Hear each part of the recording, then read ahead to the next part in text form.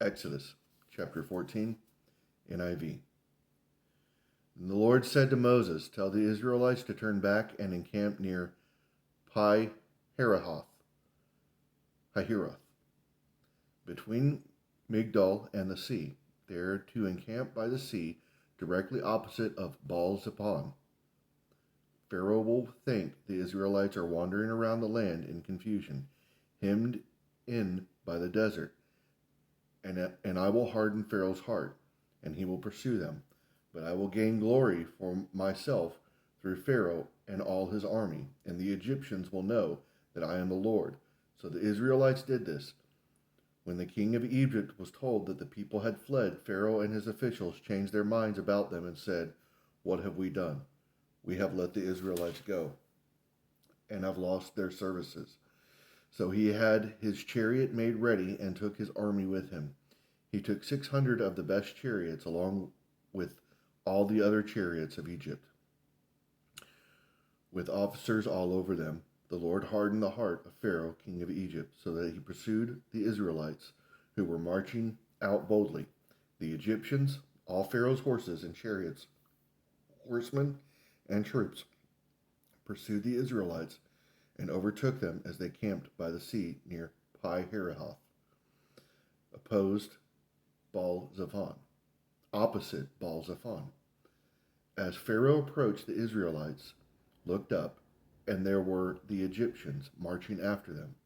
They were terrified and cried out to the Lord. They said to Moses, "Was it because there were no graves in Egypt that you brought us to the desert to die? What have you done to us by bringing us out of Egypt? Didn't we say to you in Egypt, 'Leave us alone, let us serve the Egyptians'? It would have been better for us to serve the Egyptians than to die in the desert." Moses answered the people, "Do not be afraid. Stand firm, and you will see the deliverance of the Lord will bring you today. The Egyptians you see today you will never see again. The Lord will fight for you.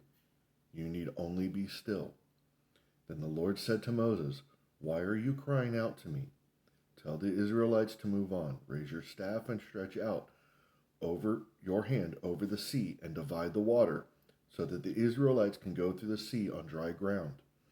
I will harden the hearts of the Egyptians so that they will go in after them.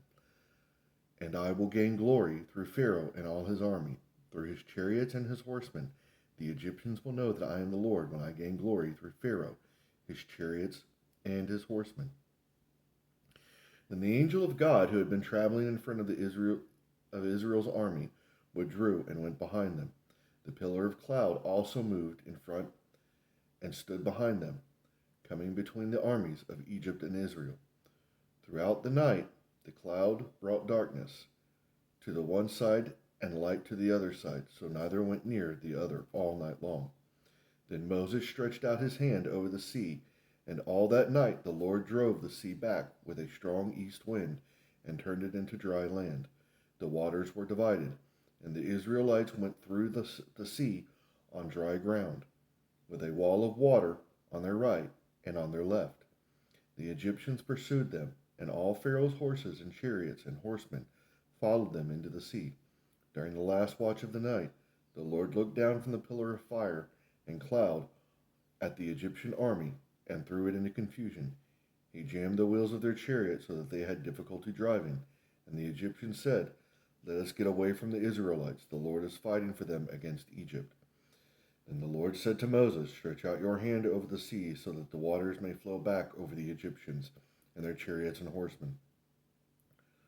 Moses stretched out his hand over the sea, and at daybreak the sea went back to its place.